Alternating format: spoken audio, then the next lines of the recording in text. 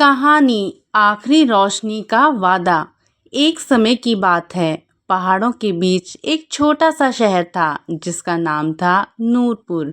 नाम भले ही नूरपुर था, लेकिन पिछले 5 सालों से शहर अजीब अंधकार से परेशान था। रात होते ही पूरे शहर की लाइटें बंद हो जाती। लोग घरों से बाहर निकलने से डरते थे। बच्चे रात का नाम सुनकर भी सहम जाते थे। सब यही कहते थे कि यह किसी पुराने श्राप का असर है। उसी शहर में रहती थी 16 साल की एक लड़की जिसका नाम था सिया। सिया दूसरों की तरह डरती नहीं थी। वह हमेशा सोचती थी कि अगर अंधेरा है तो उसकी कोई वजह भी होगी, और जहाँ वजह मिलती है वहीं समाधान भी मिलता है। एक रात सिया अपनी दादी के पुराने बक्से में सामान ढूंढ रही थी। उसे एक पुरानी डायरी मिलती है। उस डायरी में उसकी दादी द्वारा लिखा गया एक रहस्य छिपा था। दादी शहर की पहली इंजीनियर थी। डायरी में लिखा था, नूरपुर का अंधेरा कोई श्राप नहीं है, यह एक अधूरा काम है। इसे पूरा करने वाला इस शहर में ही कोई होगा। डायरी के साथ एक नक्शा भी था और उस पर लिखा था कि रोशनी का दिल पहाड़ की चोटी पर।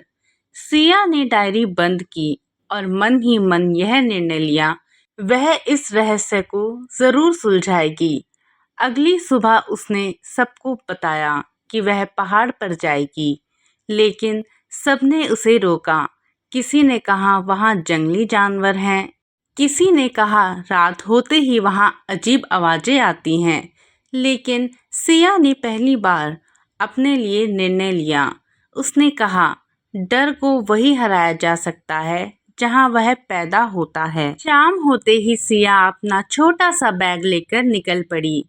पहाड़ों पर ठंडी हवा थी, रास्ता सुनसान था, आसमान में बादल थे और रात धीरे धीरे गहराने लगी थी।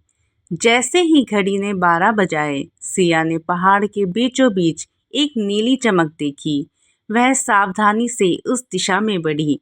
वहां पहुंचकर उसने देखा एक पुरानी मशीन जिस पर लिखा था, रोशनी का दिल, दादी का अंतिम प्रोजेक्ट। मशीन पुराने पावर स्टेशन जैसी थी जो कभी पूरा शहर रोशन करता होगा, लेकिन अब टूटा हुआ पड़ा था। सिया ने दादी की डायरी खोली और मशीन को ठीक करने में लग गई। उसके हाथ कांप रहे थे, आंखों में डर भी था, लेकिन दादी की याद उसे हिम्मत दे रही थी। रात गहराती गई, लेकिन सिया नहीं रुकी। घड़ी ने रात के 2 बजाए। मशीन की स्क्रीन हल्की सी चमकी। सिया ने गहरी सांस ली और मशीन का मुख्य बटन दबाया।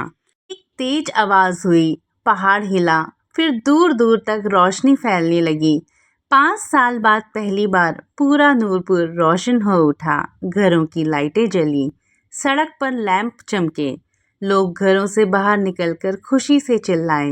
किसी ने ऊपर पहाड़ की ओर देखा और बोला, वो रही सिया, हमारी रोशनी वापस ले आई। अगली सुबह शहर के बुजुर्ग ने सिया को बताया, तुम्हारी दादी ने यह मशीन अकेले बनाई थी, लेकिन वह इसे पूरा नहीं कर पाई। उन्होंने हमेशा कहा था कि उनकी पोती उनका अधूरा काम पूरा करेगी। सिया ने आसमान की ओर देखा और मुस्कुराई। उसने महसूस किया कि दादी कहीं ना कहीं उसे देख रही होगी।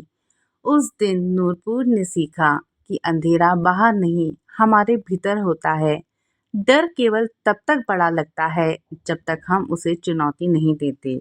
और दादी की डायरी का आखिरी संदेश आज भी सिया के दिल में है, किसी का सपना अधूरा रह जाए तो उसे पूरा करना सबसे बड़ा पुण्य है। इस छोटी सी कहानी से हमें यह सीख मिलती है कि डर को जीतने का एक ही तरीका है, उसका सामना करना।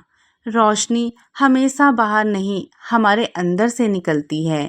बुजुर्गों को अधूरे सपने को पूरा करना भी एक बड़ा काम है। जो अकेले चलने की हिम्मत करता है वही सबसे दूर पहुंचता है। दोस्तों, अगर आपको ये कहानी अच्छी लगी हो तो प्लीज़ मेरे चैनल को सब्सक्राइब करें। धन्यवाद।